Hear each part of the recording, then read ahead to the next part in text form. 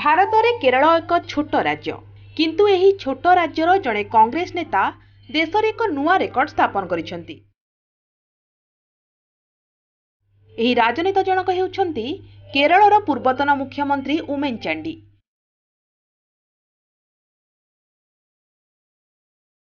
ସେ ଲଗାତାର 11 ଥର ରାଜ୍ୟ ବିଧାନସଭାକୁ ନିର୍ବାଚିତ ହେଲେଣି। ସେ ଦୀର୍ଘ 50 ବର୍ଷ ଧରି କୋଟ୍ଟାୟମ ଜିଲ୍ଲାର ପୁଥୁପାଲି ଆସନରୁ ବିଧାୟକ ଭାବେ ଜିତି ଆସୁଛନ୍ତି।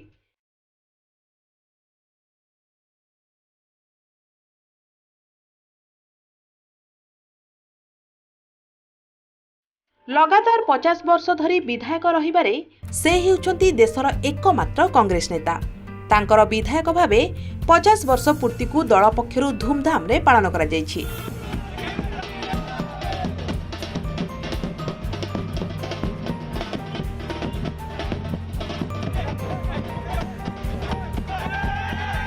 तांको पूर्वरु केरल कांग्रेस नेता के.एम. मणि 12 थर निर्वाचन जीति 52 वर्ष धरी विधायक थिले। तमिलनाडु पूर्वतन मुख्यमंत्री एम करुणानिधि 13 थर विधानसभा को निर्वाचित हेबारे रेकर्ड रहिछि।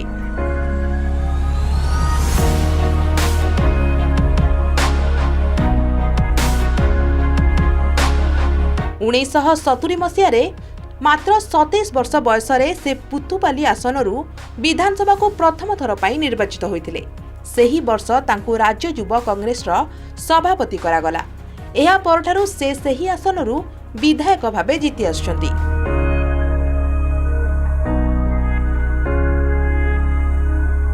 पूर्वरु एही आसनटी कम्युनिस्ट पार्टी अख्तियारे थिला।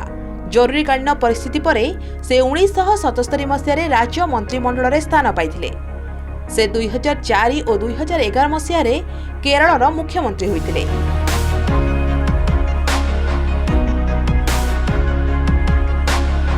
दुई 2011 पर्यंत से विरोधी दलर नेता थिले।